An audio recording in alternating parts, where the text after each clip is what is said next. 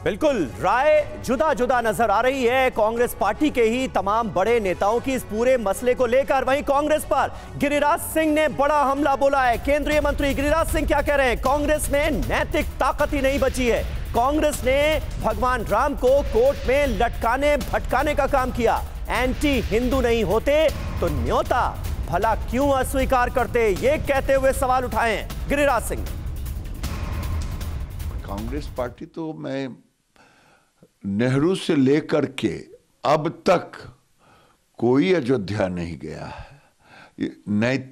नैतिक ताकत नहीं है, क्योंकि अयोध्या प्रभु श्री राम को कोर्ट में लटकाने भटकाने का काम तो कांग्रेस ने ही की है।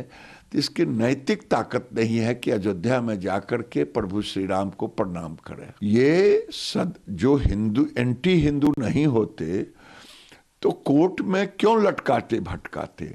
ये एंटी हिंदू नहीं होते तो क्यों प्रभु श्री राम के प्राण प्रतिष्ठा में आने से कांग्रेसियों ने अपने को वंचित रखा? ये सीधा है कि ये एंटी हिंदू हैं। एंटी हिंदू नहीं होते तो स्टालिन से संबंध क्यों नहीं तोड़े? तो देखिए गिरिराज सिंह ने किस तरह से हमला बोला है वो हमने आपको दिखाया। वहीं यूपी कांग्रेस के अध्यक्ष अजय राय का एक बयान सामने आया है। वो ये कह रहे हैं कि वो राम मंदिर में दर्शन करने के लिए जाएंगे। हमारे साथ इस वक्त कई खास मेहमान मौजूद हैं, उनसे आपका तारुफ करा दें। राकेश त्रिपाठी भारतीय जनता पार्टी के प्रवक्ता हमारे साथ मौजूद हैं। तहसीन पूनावाला राजनीतिक विश्लेषक कांग्रेस पार्टी के समर्थक हमारे साथ मौजूद हैं।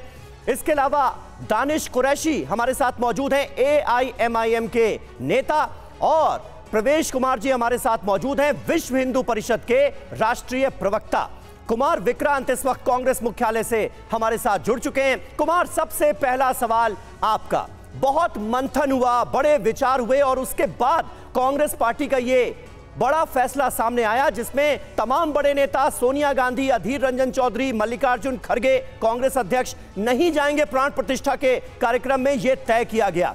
इस फैसले के पीछे सियासत कैसी है ये जरा समझाइए। सियासी तौर पर नफा नुकसान जरूर देखा गया होगा इस बड़े फैसले को लेने के पीछे, लेकिन क्या फायदा नजर आ रहा है इसमें कांग्रेस पार्टी को?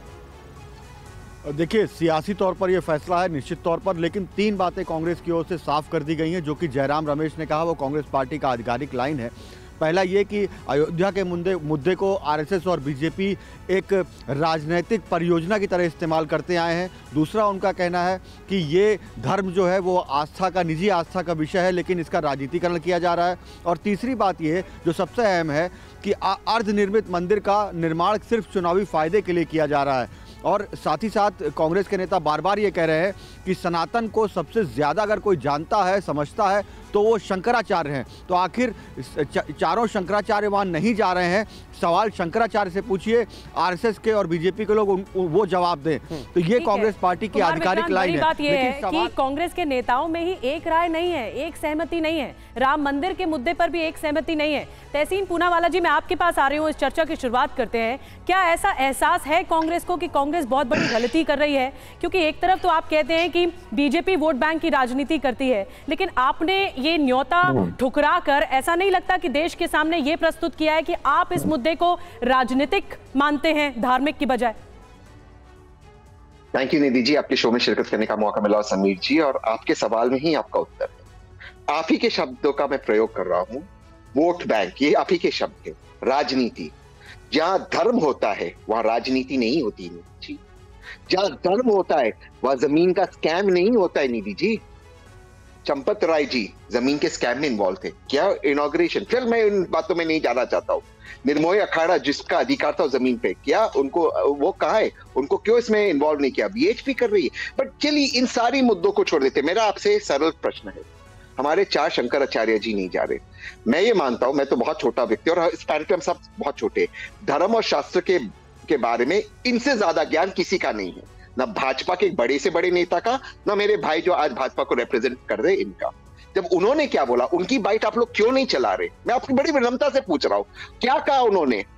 इस इस मंदिर का अब तक पूरा निर्माण नहीं हुआ है, इस भव्य मंदिर का। क्यों आप इस जल्दबाजी कर रहे हैं? शंकराचार्य जी के प्रश्न, जब नरसिम्हा राव जी प्रधानमंत्री थे, जब रामलालिया न्यास का किया गया था, चारों शंकराचार्य जी को बुलाया गया था। ये बात है, क्या कांग्रेस पार्टी अपने बड़े नेताओं को समझा नहीं पाई? क्योंकि दो धड़े साफ तौर पर नजर आ रहे हैं कांग्रेस पार्टी के अंदर ही। एक पक्ष कहता है कि भाई प्राण प्रतिष्ठा कार्यक्रम में शिरकत होनी चाहिए थी, हमारा दिल टूट गया है, करोड़ों कांग्रेस कार्यकर्ताओं का दिल टूट गया है, और एक पक्ष इस फैसले के साथ नजर आ रहा है। समीर भाई, आपने, क्योंकि मुझे थोड़ा सा इंटरप्ट किया, मैं दोबारा से कह रहा हूं, जब कांग्रेस की सरकार थी, नरसिम्हा राव जी प्रधानमंत्री थे, न्यास, रामलालिया न्यास के लिए चारों शंकराचार्य जी को बुलाया गया था।